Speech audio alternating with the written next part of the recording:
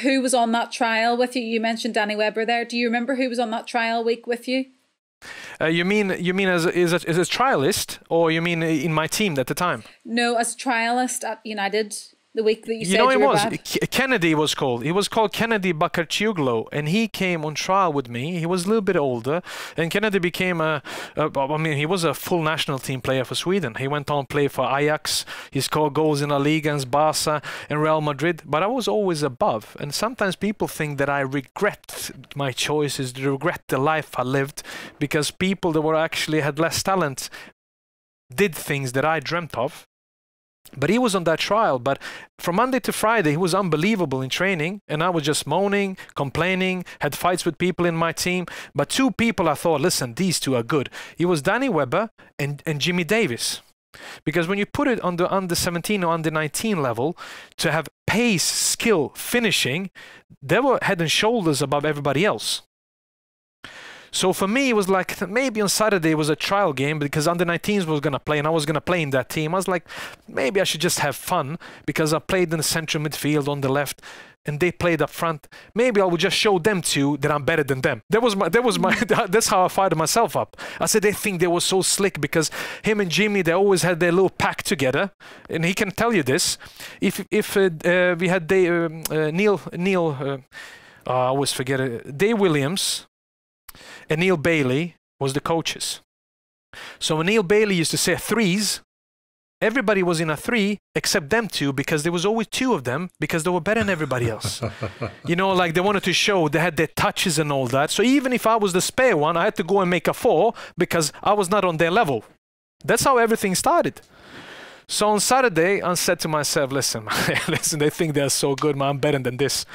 So on Saturday, I woke up and remember when I was driving up to training session with the agent that actually brought me there and together with Les Kershaw and everybody else, nobody spoke to me because they were so disappointed that I was so during that week. They didn't even have hopes of me performing. And I was the best player on that pitch, and we played at Littlington Road at the training ground. I just did whatever I wanted, and straight after, they came to me, listen, we want to offer you a contract. And my first answer was, I said, listen, I get these what I want. I said, listen, I have to go home and think about it. That was my first thing. I'm going to go home and think about it.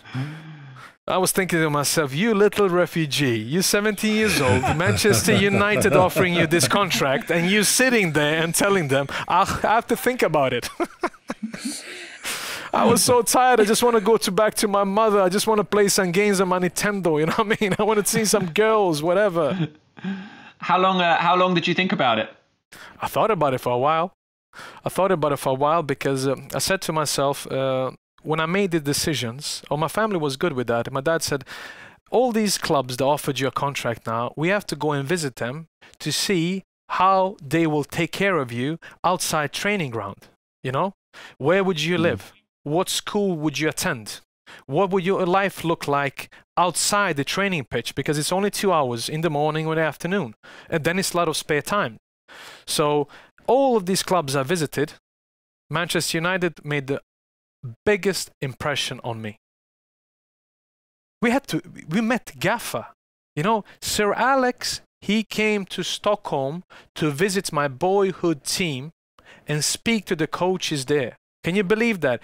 Sir Alex, wow, after the treble-winning season, sits on a plane for a 16, 17-year-old kid and comes to his little club, outskirts of Stockholm, and has a chat for over an hour with the other coaches there. And how can I not sign for United then? Everybody else was sending everybody else, you know, like somebody that was like boss of the academy, some coach here and there. Sir Alex came to Stockholm. I said, where's the pen? I'll write this contract now.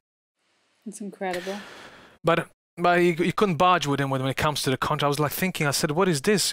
From year 1 to year 2 is like a 50 quid raise. It's like £50 raise. And he thought it was like a biggest deal ever. Like £50 is good. I said, £50. Do you remember how much your first contract was?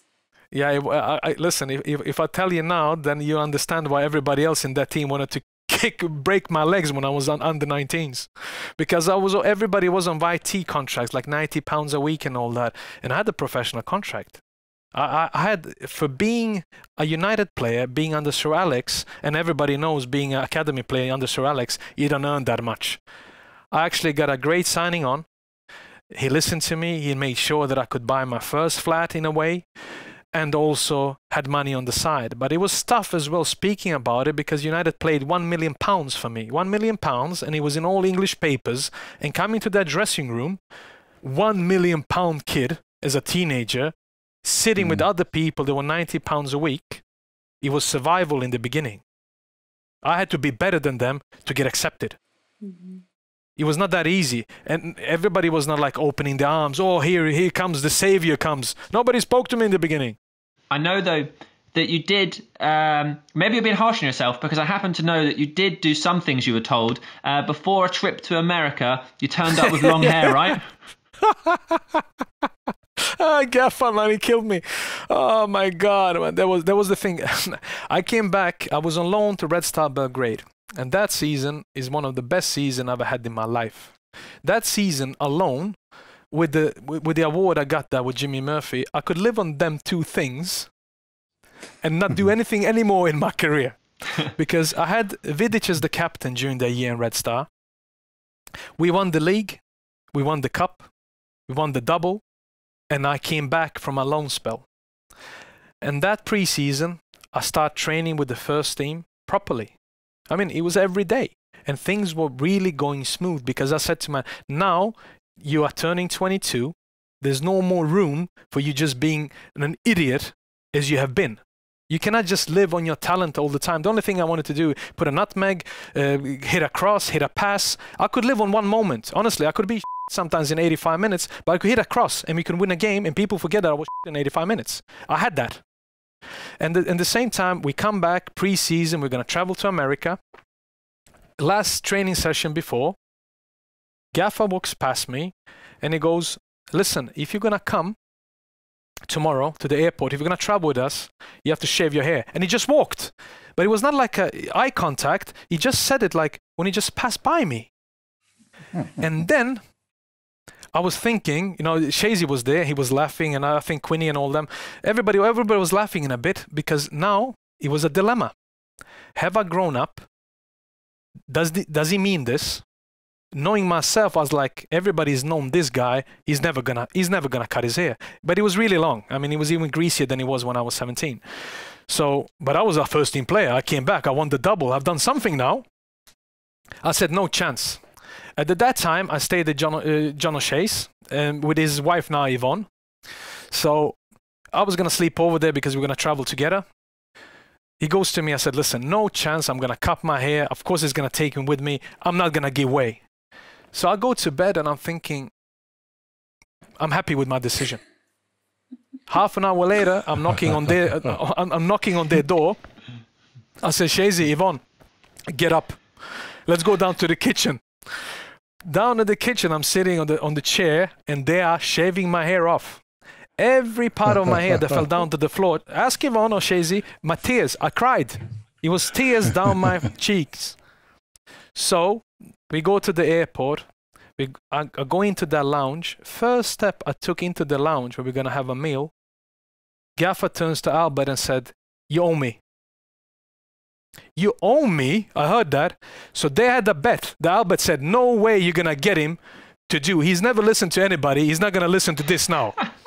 And Gaffer said to him, I bet you he's going to cut his hair. So he owes me. So he had a bet with Albert that I was going to shave my hair off. So I shaved my hair off and I didn't speak to anybody for 3 days. Was it like properly a zero all over? Like a G.I. Joe. No, listen, there is a picture I have to send you. If you look at 2004. Now, honestly, I look like a used tennis ball. You know, like when you play tennis and the ball is just old. That was how I looked like. Honestly, I was ashamed of myself. I couldn't go. Have you the ever only thing that was good to Albert or Sir Alex since that day? No, because I left in January 2005. But they were laughing and all that. But listen, first 3 days I didn't speak to anybody. I was so pissed off at the world and everything. It was just like I woke up. I could sleep longer because I didn't have I had to put wax in and all that. But it was just horrible. I was thinking I was the ugliest Serb in the world. You know what I mean? I don't want my mother to see this. Looks like I've been in jail and come back after 15 years.